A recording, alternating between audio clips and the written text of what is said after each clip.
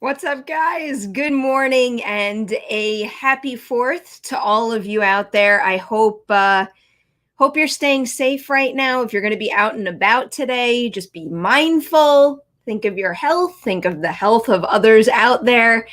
I, for one, am in I guess this is my golf outfit because that's our plan today after too many consecutive days inside entirely.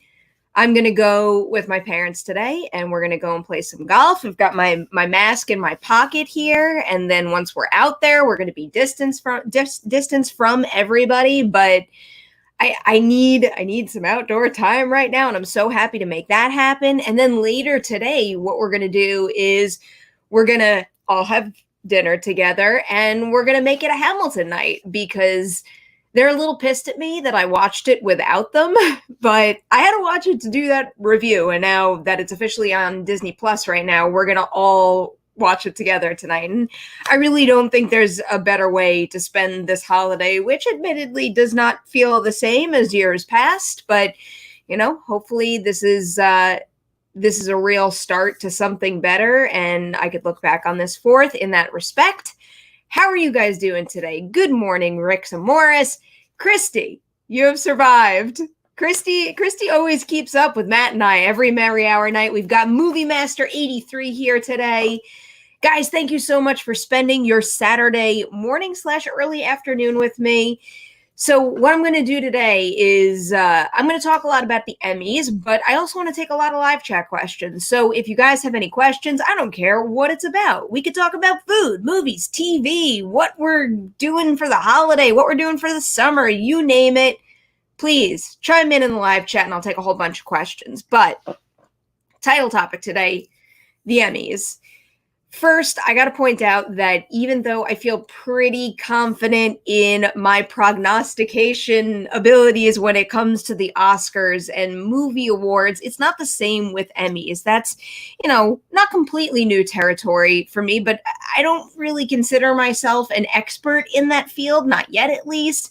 I really do want to put more time into it, and I think that this season I've watched more TV than ever, and a lot of the TV that is in the mix for this Emmy race. But I kind of just want to go down the category list and talk about some shows that I'm a huge fan of that I think are on the cusp of getting in for nominations, because voting is underway right now, the first round of voting. And there's a couple shows that I'm really passionate about this season that I really do want to see get some nominations. So the site that I'm going to use here is good old Gold Derby. I'm a member of Gold Derby when it comes to the movie awards.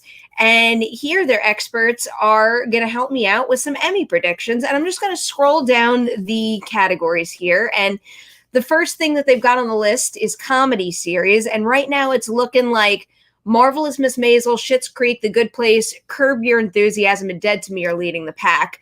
Of those, the one that I feel most strongly about is Dead to Me, which I'm so obsessed with that series. But if I want to specifically talk about Dead to Me from the underdog perspective, it does seem to be in the mix for best comedy series, which is wonderful. But then when we get lower down into some of the other categories, I don't mean lower down, I mean just like shifting into other categories, we know that Christina Applegate is a favorite as far as the cast goes to get in for a nomination. But what I want to see happen this time around is I want Linda Cardellini to get a nomination as well. And when I move into the best comedy actress category, we do have Catherine O'Hara for Schitt's Creek, Rachel Brosnahan for Marvelous Miss Maisel, and then at number 3 right now is Christina Applegate for Dead to Me. And I totally think Christina Applegate deserves to be in the mix, but it was Cardellini that kind of stole the season for me. So going down a little further,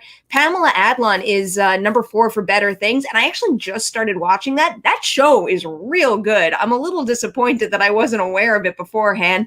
Number 5 is Issa Rae for Insecure, another show that I have to watch, but I think so highly of Issa Rae. I have no doubt in my mind that she deserves to be in the mix. And then we've got number 6. Number 6 is Linda Cardellini for Dead to Me, and I want her to just get up in that race so badly and be higher up. I think she deserves it. So I'm very much rooting for her right now. We do have a super chat here from Alexander Wilson.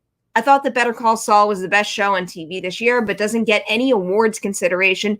Do you think that changes this year? Yes, I do. So I did, when I was doing my preliminary research here, I saw Better Call Saul. Why isn't it coming up? Better Call Saul come up quite a few times. Right now on Gold Derby, as far as best drama series goes, it's number 4.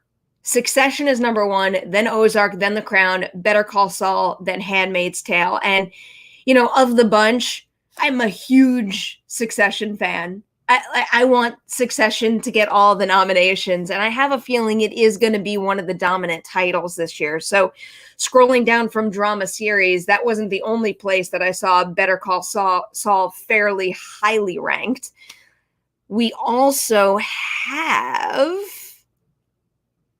we have Brian Cox as number 1 right now for Best Drama Actor. And yeah, I can't get enough of him in that show. So he's number 1 in Drama Actor. And then we also have Jeremy Strong in position number 4 right now. So things are looking good for the two of them.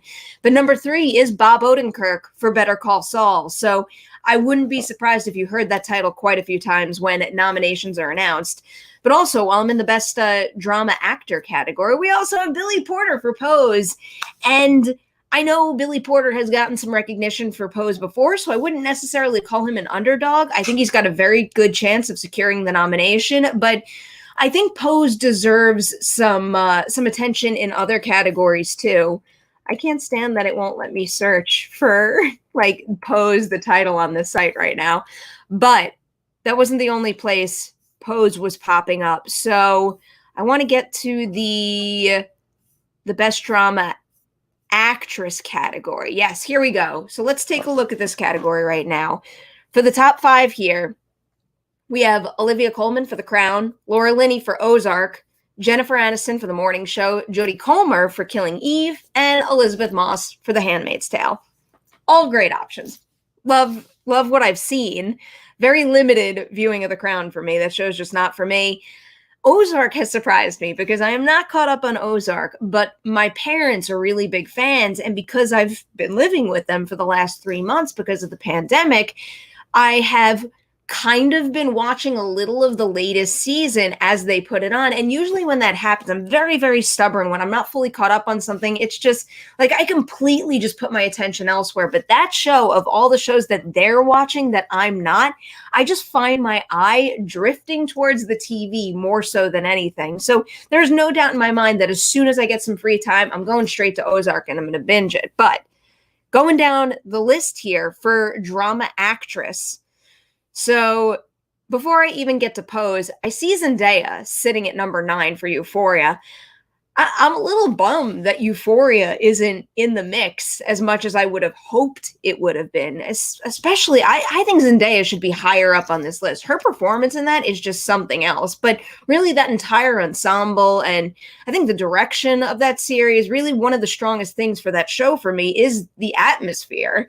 And I think that should be recognized here. But going down the list, oh no, it has jumped down to supporting again.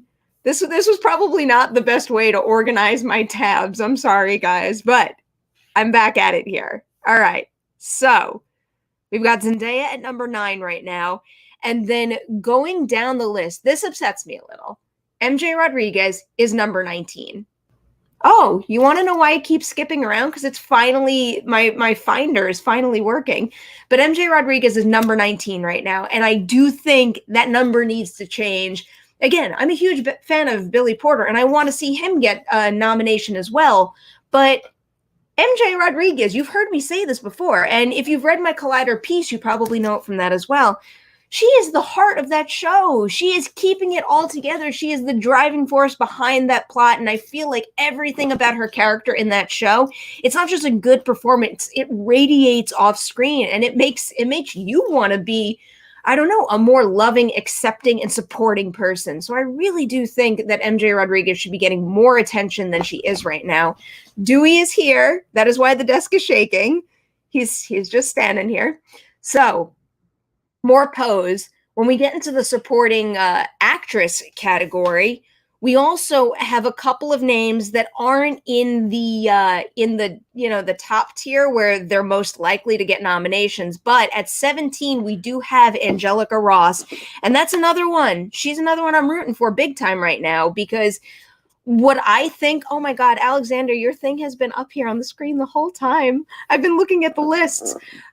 With Angelica Ross in Pose, I think her role in season 2 was one of the most surprisingly effective things that I have seen in TV all year, or in the past year. I'd probably say more than a year right now, because when I got a sense of, oh, here's Dewey if you guys want to see him. Hey, can I get a little look? No, he's probably gonna crawl in my lap in a minute.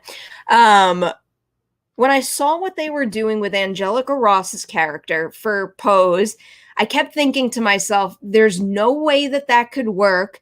It's too melodramatic and it's kind of hokey. And then once they really got into it, I think the episode number is escaping my mind right now, and I don't want to spoil anything for you guys, but what they did with that was so wildly effective, and I think it speaks to one of the greatest assets of that show overall, which is the nature of the ensemble and how all of their stories and all of their growth is so well intertwined with one another. So she is another one that I really want to be in the mix when they announce these nominations. But now that I'm looking at this category too, here's another one. So I know Succession is a title that's going to be named time and time again, but one particular cast member that I want to hear her name called is J. Smith Cameron, who I don't think gets enough love for what she does on that show. She is absolutely phenomenal in it. And I could talk about Brian Cox all day long, and Jeremy Strong too. And everyone in that show really gets the job done and gets it done well. But I think that J. Smith Cameron would be a great contender in the supporting category if I had my choice. All right, we have some chats here. Luke is chiming in to say no Regina King, or is Watchmen a miniseries? Now that my finder is working, let's see where Watchmen ranks, if anywhere. Okay, maybe the finder's not working. I do not see it right now.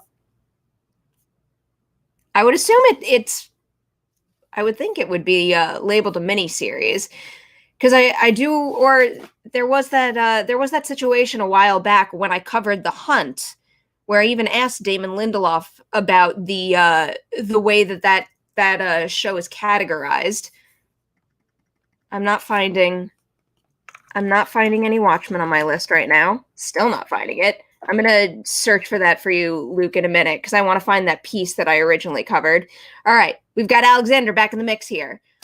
One of the things that dampens my view of the Emmys is the fact that, there we go with Watchmen. It finally worked. Apparently, my search is on a delay. One of the things that dampens my view of the Emmys is the fact that The Wire didn't get any nominations. How were they passed over for shows like 24?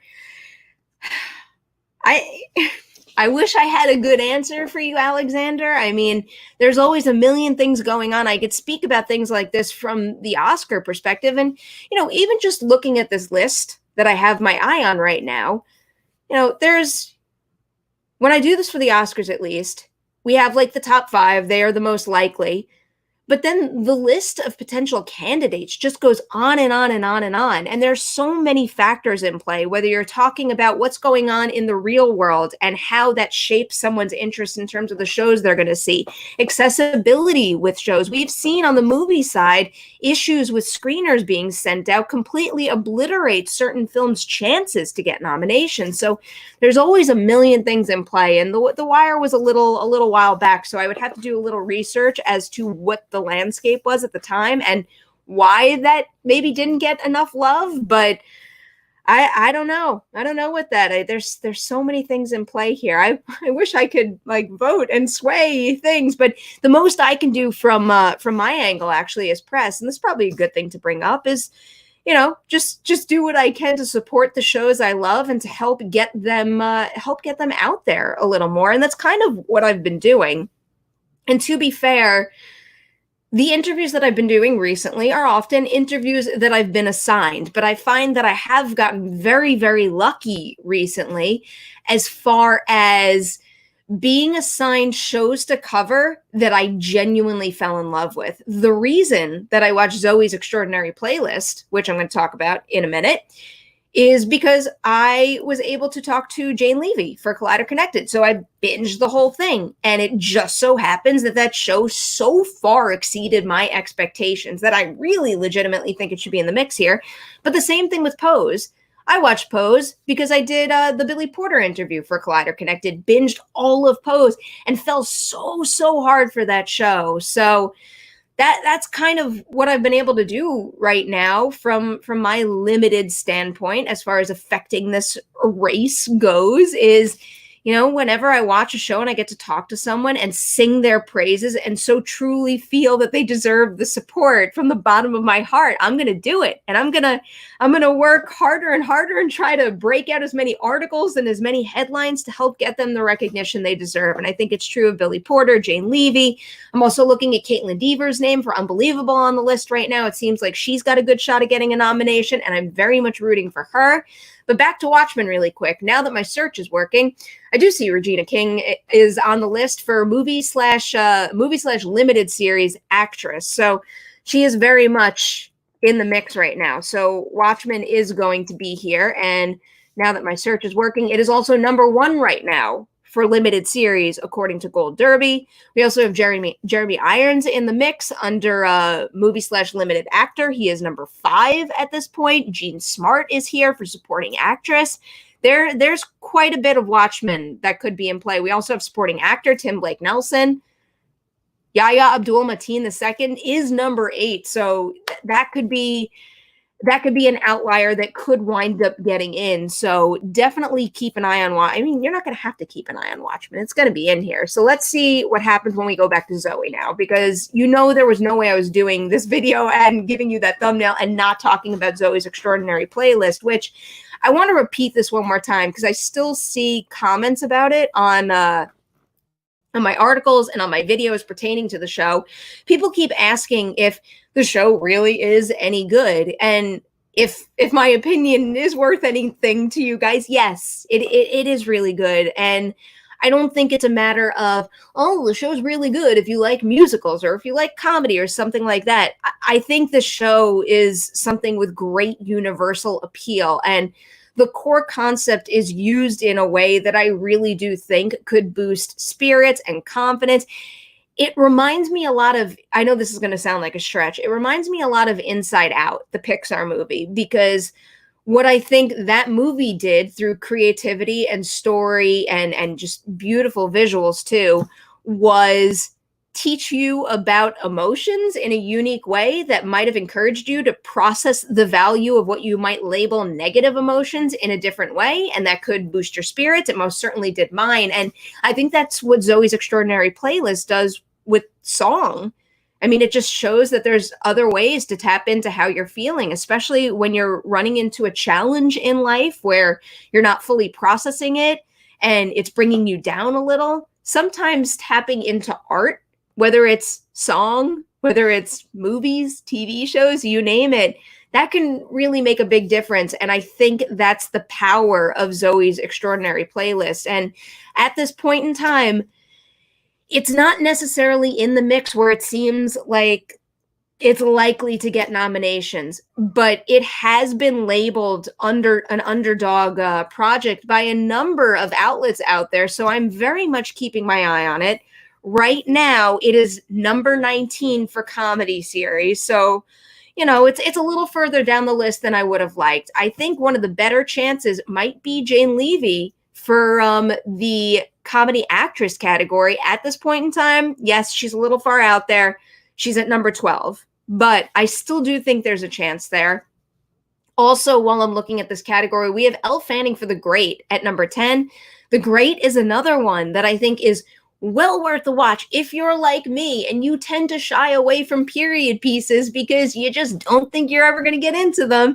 That is the perfect example of something you should try because its bite, its humor, its intensity, and the performances. Elle Fanning and Nicholas Hoult are, I mean, above and beyond in that show, whether it's their back and forth, their delivery of the lines, the humor in that is, I don't know. It's something that we don't see very often. So I hope they're honored for that. And speaking of period pieces that exceeded my expectations, we could also loop Dickinson with Haley Steinfeld into that category. That's another one that I had no interest in when I first saw the commercials for it, and then someone told me it was good. I'm hoping to interview Haley Steinfeld in the very near future, but I was very, very impressed by how, I guess I would say, how they modernize that concept. And I'm not talking about, bringing Dickinson into the modern world, but the way they just infuse like the style and language with modern concepts and terminology. I just really think it makes that kind of material accessible to a wider audience, where you could possibly connect to characters like that in ways that you never have before. And Haley Steinfeld, you don't need me to tell you this, she is friggin' phenomenal. But back to Zoey. Let's see where else we've got Zoey on the list. So Zoey is also semi in play in the comedy supporting actress category, and we have two in the mix here. There's Lauren Graham at number 16 right now on Gold Derby, and Mary Steenburgen at number 19. If I had my choice between the two, I would have to go Mary Steenburgen, just because I think the family aspect of Zoey is I think it's the emotional core of the whole thing. And I will say, when I first met Lauren Graham's character on that show, I'm like, oh, I know what this is going to be about. There's not going to, I can predict where her arc is going to go, but I think they add certain layers to that character that make her far richer and more interesting than I ever could have imagined as the season progresses. But again, what goes on between Zoey and her family in that show in season 1 is the driving force of the show. And Mary Steenburgen is phenomenal in it, and I think should be honored for that performance. Other than that, we also have Zoey popping up, but I think way too far down in the supporting actor category, which is unfortunate because Peter Gallagher is way low down at number 36 right now, and he's great, and he had some heavy lifting to do in that show. And the same for Alex Newell here, who is right behind at 37. I really do think both of them are worthy of more attention than they're getting right now. We also have, I've just skipped it, I want to go back.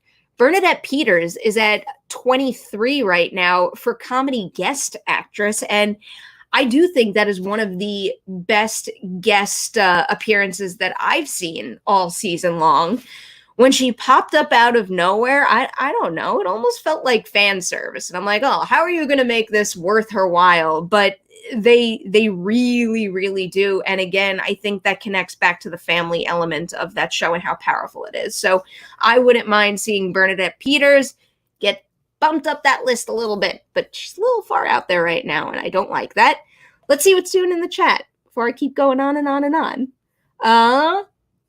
Oh, why is Wiz Khalifa deaf? That's in Dickinson.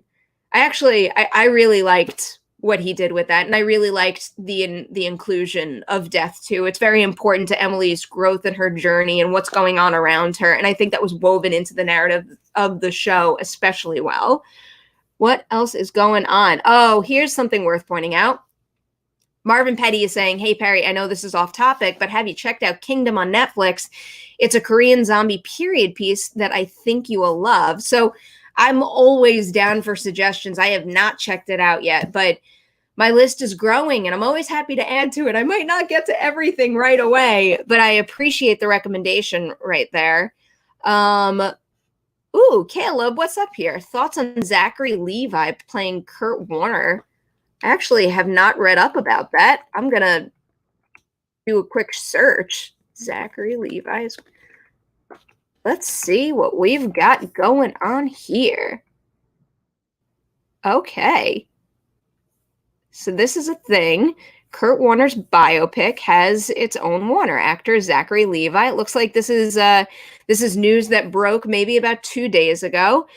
I'm a big Zach Levi fan, so I will be thrilled when he's cast in just about anything. But to be completely honest with you, Caleb, I don't really know what it takes to best portray Kurt Warner. So I think I would leave that assessment to someone who knows a little bit more about his career than I do. I feel like you purposely threw this question at me because of my football obsession, but sadly it doesn't extend to anything beyond the last 2 years of fantasy football. My knowledge is very limited.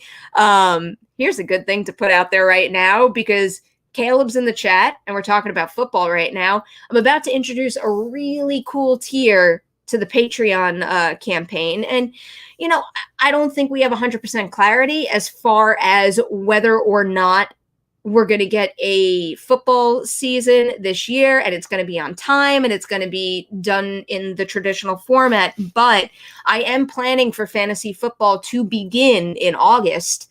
And we've been talking about this, the Patreon community, for a while now. I want to have a PNEMI Patreon Fantasy Football League. I'm going to introduce a tier of the campaign this month, July. So it's going to be a one-time thing where you sign up for it, and then it's going to have a limited number too. Caleb's going to help me work out all the details as far as how many teams we're going to have and, you know, what rules and regulations to put in place. But once we figure all that out, the tier will launch, and the first however many people sign up will be part of the Fantasy Football League. And I freaking can't wait. I'm so excited for that. So, Alexander's back here. Rhea Seehorn is only 8 on the Best Supporting Actress list. I thought she would be the favorite to win. Better Call Saul gets love. So, if you're a big fan of hers, I highly recommend going over to the Collider Video YouTube channel, because our wonderful TV editor, Liz, just did an extended Collider Connected interview with her. We actually have a ton. Like, if you're a fan of Better Call Saul, you have to go over to that YouTube channel now, because we interviewed a pretty significant amount of people from that. And yeah, they're great long-form conversations. I mean, while I'm on the topic of Collider Connected, and also Ladies Night too, I love doing interviews. I love doing interviews so much. And I am always beyond thrilled when I get to do those, you know, those short and sweet 4-minute interviews where you just get a couple questions in. I'll never say no to an interview. But the recent opportunity of not only getting to do long form interviews through Ladies Night, but also Collider Connected has just, it's brought more joy to my life than I can describe. It's very, very difficult to explain, but there is something about talking about somebody else's passion that makes my heart feel like it's going to explode. And those long form interviews are exactly that. It's talking about a new project that someone's really passionate about, but it's also talking about the ups and downs of their career that drove them to that point, that got them there. And I don't know, those stories, those experiences, those passions, hearing about their process, I can't get enough of it. I love it so much. So guys, this episode of my live stream is winding down, because if I'm not ready to go at a reasonable time, my parents are going to be real mad. We have a little bit of a golf bet going on today too. So for 9 holes, if I shoot a 45, which sadly is very, very difficult to me, for me, we are going to get Dewey a litter robot for New York. They're, you know, litter robots are kind of pricey. I feel like it's not even for Dewey. I feel like it's more for me, because I'm lazy and I've been spoiled with Dewey's little robot in LA, and you don't have to scoop it, and it turns and it basically filters out all the bad stuff itself. And I really want one here. So we have made a bet that we will all contribute to getting a little robot if I shoot a 45 today. And I'll be completely honest with you guys, the chances of me doing that are slim to none. My golf game is pretty good for someone who doesn't play often, but it is also not especially consistent. So it's like I'll have a real good hole where maybe I'll par the hole, but then the next hole I'll have to, you know, I'll have to take a triple or something. It's rough. It's rough, guys. Rix, what's doing here? Since Hamilton is a hit on Disney Plus, would you like to see the West End version of Hamilton on Disney Plus someday? That would actually be interesting. I would be very much open to that. I think I'm just trying to think of, you know, how much it interests me to be able to compare 2 different performances from 2 different casts. I think at this point in time, I would rather see streaming services embrace the wide release of Broadway productions in general more often, or not even necessarily Broadway, but West End or any theater form. But I just want to see a variety of stories. Like I would just love to see other I keep saying Broadway because I lived in New York City and in the thick of Broadway for so long. but I would just like to see more theater stories told that I haven't had access to before. I shouldn't complain, I have seen a fair amount on Broadway, but there are so many shows over the years that I've been dying to see and I haven't been able to because I don't know, the tickets were too expensive. They were too hard to get. It wasn't accessible to me for one reason or another. But, it's like, I'd love to see Dear Evan Hansen. I'd love to see In the Heights. There's so many things. So I think rather than get another performance of Hamilton, I'd rather see a different show. But for anybody out there who hasn't seen my standalone review of Hamilton on Disney Plus, highly recommend it. 'Tis my plans tonight is to watch it yet again. It's fantastic. And I think it is vital viewing this weekend in particular. So there you guys go. A half hour of me just like rambling on. I hope all the searching and the jumping around wasn't crazy. I'm so hesitant to say goodbye because there's so many names like Ann Dowd in The Handmaid's Tale, Cynthia Erivo in The Outsider. I want all of these people to get nominations and get more recognition. Award season is so hard, especially when there's so many shows that you're so passionate about. I just want to see all these individuals get the love they deserve. Ben Mendelsohn for The Outsider.